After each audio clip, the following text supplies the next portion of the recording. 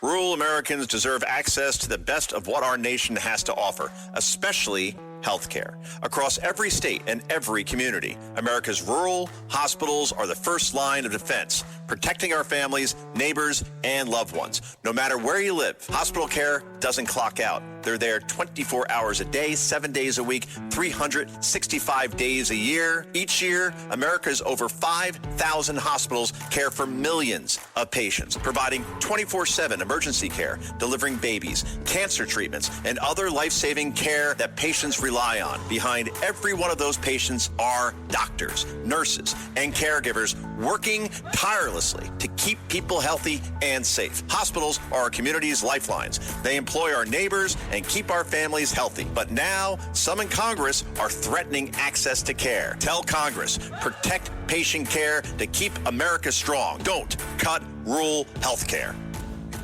Listen, all you New Yorkers. Excuse me, taxi. Okay, man, we're looking around. This is the 77 WABC minicast. Sunday morning. With us today is Dr. Peter Michalos. Well, and his nickname, Live Long and Prosper, because he makes sure that if you follow some of his suggestions, that you may live longer. Dr. Peter Michalos, Sunday morning, what do you have on your mind?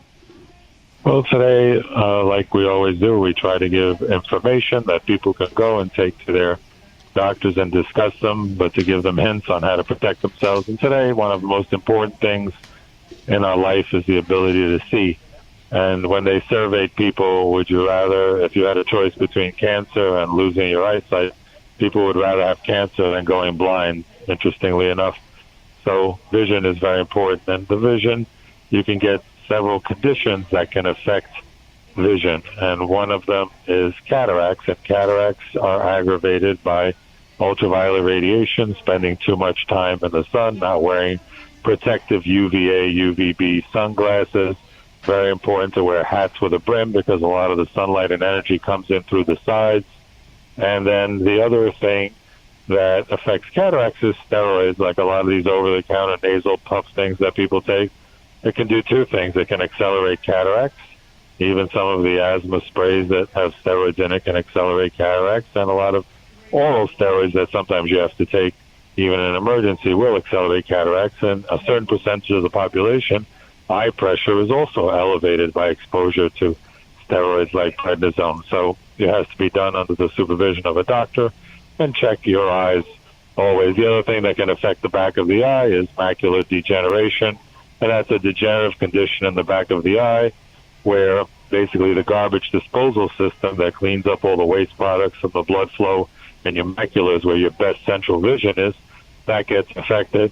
And we now know that eating a healthy diet with green leafy vegetables and having things like lutein and vitamin A and vitamin C all help with the back of the eye. There's even a study called the ARID study where they gave this ARID formula that contains some of these flavonoids in them that are similar to the retinal pigments in the back of the eye, and people actually got better in the study, and that's why many doctors recommend these eye vitamins that say ARID's formula on them.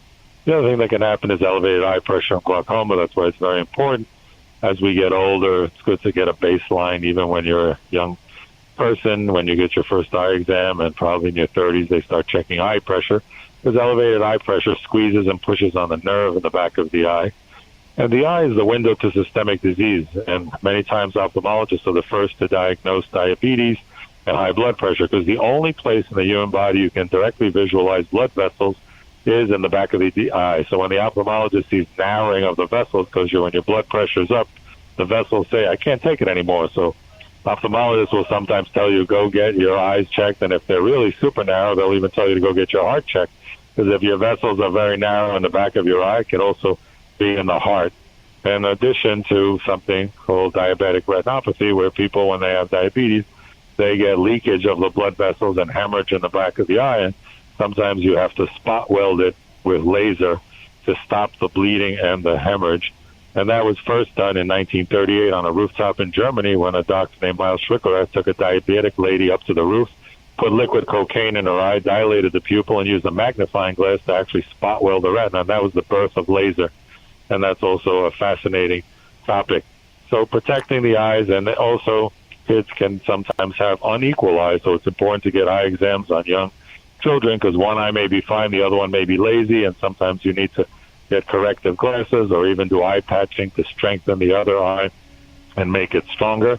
And there's another thing called strabismus, so we call cross-eyed or squint, and there are surgical procedures that can straighten the eyes out with amazing, wonderful technology that exists. And of course, the lens implants and small incision cataract surgery were changed forever. It used to be a large incision. Now it's a tiny, small incision, thanks to a fellow from Brooklyn named Charles Kellman who was having his teeth cleaned with ultrasound, and they were removing plaque from his teeth.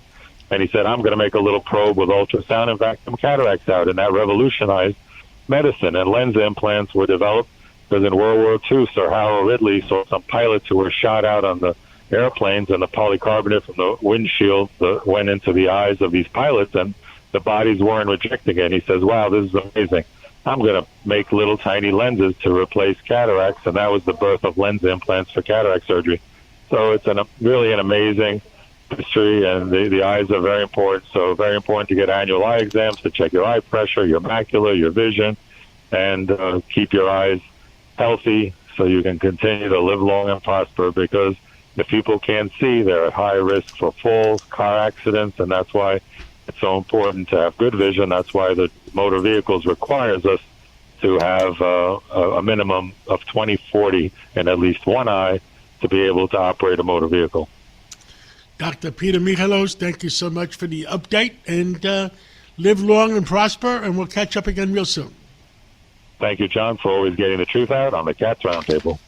Rural Americans deserve access to the best of what our nation has to offer, especially health care. Across every state and every community, America's rural hospitals are the first line of defense, protecting our families, neighbors, and loved ones. No matter where you live, hospital care doesn't clock out. They're there 24 hours a day, 7 days a week, 365 days a year. Each year, America's over 5,000 hospitals care for millions of patients, providing 24/7 emergency care, delivering babies, cancer treatments, and other life-saving care that patients rely on. Behind every one of those patients are doctors, nurses, and caregivers working tirelessly to keep people healthy and safe. Hospitals are our community's lifelines. They employ our neighbors and keep our families healthy. But now, some in Congress are threatening access to care. Tell Congress, protect patient care to keep America strong. Don't cut rural health care.